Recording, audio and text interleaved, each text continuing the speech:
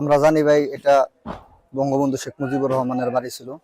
তিনি আমাদের দেশে স্বাধীনতার পক্ষে কাজ করছেন, কিন্তু আমরা তখন দেখি স্বাধীনতার পক্ষে অন্য যারা ছিল তারা এই স্বাধীনতাকে কুক্ষিগত করছে এবং স্বাধীনতাকে বিক্রি করে তারা এই দেশকে একটা ভারতের অধীনস্থ একটা রাষ্ট্রে পরিণত করছে।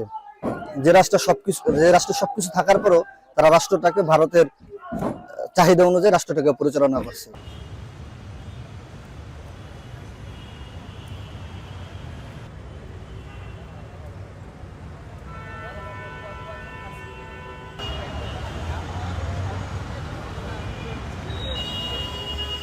আর এই ক্ষোভটার একটা চূড়ান্ত পর্যায়ে আমরা দেখছি 5ই আগস্ট। 5ই আগস্টের পরে বাংলাদেশের মানুষ এই শেখ মুজিবুর রহমান, তার কন্যা শেখ হাসিনা সহ যারা আওয়ামী লীগ অথবা যারা এই দেশ বিরোধী যারা কর্মকাণ্ডে লিপ্ত ছিল, বাংলাদেশের মানুষ, বাংলাদেশের সাধারণ জনগণ, আলেম ওলামা থেকে শুরু করে সমস্ত মহল তাদের অস্তিত্বটাকে বাংলাদেশে তারা আর মানতে পারতেছে না, যার কারণে এই বাড়ির উপরে এত আক্রমণ। আর ডেইলি স্টার, এরপরে আরেকটা যে গণমাধ্যম প্রথম আলো, এই দুইটা গণমাধ্যম সবসময় এই আওয়ামী লীগের সাথে ভারতীয় আধিপত্যবাদের সহযোগিতার জন্য সবসময় তারা কাজ করছে।